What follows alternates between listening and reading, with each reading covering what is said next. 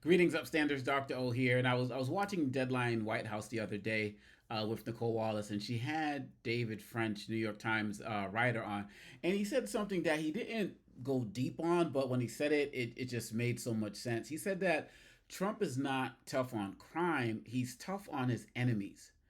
And it was because it really synthesized what many of us have been saying all along, but he said it in such a succinct way that I think it's important that we pay a little bit more attention to that. He's a man who's run on law and order, tough on crime, and so on and so forth. And I'm watching people who are looking at what Trump has actually done with the military in D.C. They're saying this is a win. This shows that he's tough on crime and so on and so forth. But the fact of the matter is, he's not tough on crime. He's tough on his opponents. If he doesn't like you, he will throw everything at you, whether he considers you to be American or not. You look at what's happened with immigration. These are people who he considers to be his opponents, right? Not unless it's people who are undocumented and working in Mar-a-Lago, apparently. But this is who he is, right? If he has issues with black folks, or he goes after black cities, he goes after the mayors of these cities. He targets them. I mean, if he was really tough on people who are tough on crime, don't pardon 1,500 insurrectionists. People who are tough on crime don't even get close to appointing people potentially like he was trying to do with Matt Gaetz, who have all of these allegations against them. They don't roll with people who are pedophiles. They do like Jeffrey Epstein and Ghislaine Maxwell, who were his peeps. They don't do that. This is if you're tough on crime, you go after some of these red states where crime is actually higher in many of their cities. That's what you would actually do. You would deploy the National Guard in Tennessee and Mississippi and Alabama and these other places. That's what you would do if you're actually somebody who was tough on crime. Trump is tough on his opponents. When you see what's happening with black women who are leaving the workforce, being pushed out of the workforce, and over 300,000, well, all of this talk about the 92%, right? The group that supported Kamala Harris the most. Well, those are Trump's opponents, and they have to be punished. And so put the pressure on companies that are going to make policies that are going to make these folks leave.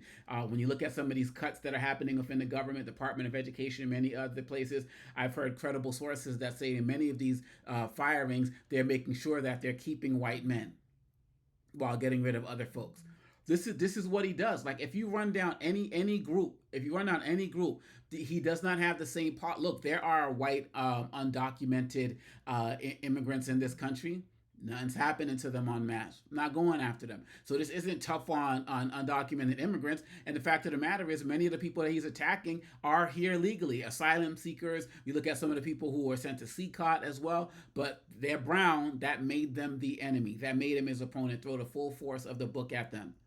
And so I think that it's really important that we start working on how we reshape the narrative on what Trump is actually tough on. And we have to be mindful of the fact that if there's like a terrorist attack, or if there's a shooting of some sort, we've seen Trump actually wait to respond until he finds out who the person is. And you can see situations where he says, "Oh, yeah, what they did was bad, but I heard that they like me," right? And some people feel like that's what Eric Adams is doing in New York, trying to cozy up to Trump because he doesn't want to be his opponent, because then he'll drop the hammer on him. And so, Trump is also, when someone is your opponent, it doesn't care what resources you have. He also goes after the weakest people. When I say the weakest people, I mean the people who have the least ability to defend themselves, like the people of DC, like undocumented immigrants, like 80, 70-year-old, 85-year-old mothers, and 60-year-old mothers and doing work in their yard. Like these are people who are physically defenseless against what ICE and these federal agents and National Guard and controlling the police could do to them. That's what I mean when I say weak. I don't mean as people, as individuals. I'm talking about the people who can resist the least. And he enjoys that because he is a bully. And so this is something that people have to be mindful of. If you look at all of the people he's targeted, the trans community, how the trans community, people within the trans community, going to fight back against him, right? He hasn't, even though some are actually going against gay marriage right now, he hasn't intentionally targeted the entire LGBTQ community as he has specifically narrowed out the trans community. which is if you look at the hierarchy of things, is one of the more disempowered groups within that community. Now, of course, LGBTQ hate is on the rise, and so on, and we're not denying that. But again, there are people who are within the LGBT community who have more influence. Ellen DeGeneres of the type people. So Trump is very strategic in what he's doing. He's strategic in how he targets individuals. He's strategic in how he targets entire groups. He's strategic in how he targets companies and corporations and the like. He is not tough on crime. He is tough on his opponents. And we have to continue to call out that hypocrisy because he demonstrates that every single day. Looks good to the base, but it's not really. I mean, hey, look at Trump, look at Putin, who he's about to meet with in Russia.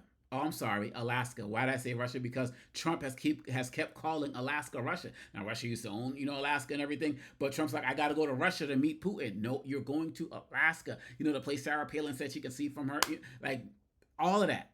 Sarah Palin, I could see Russia from my yard. You're not going to Russia. You're going to Alaska. The United States. It's an actual state, like 50 states. Like that's one of them.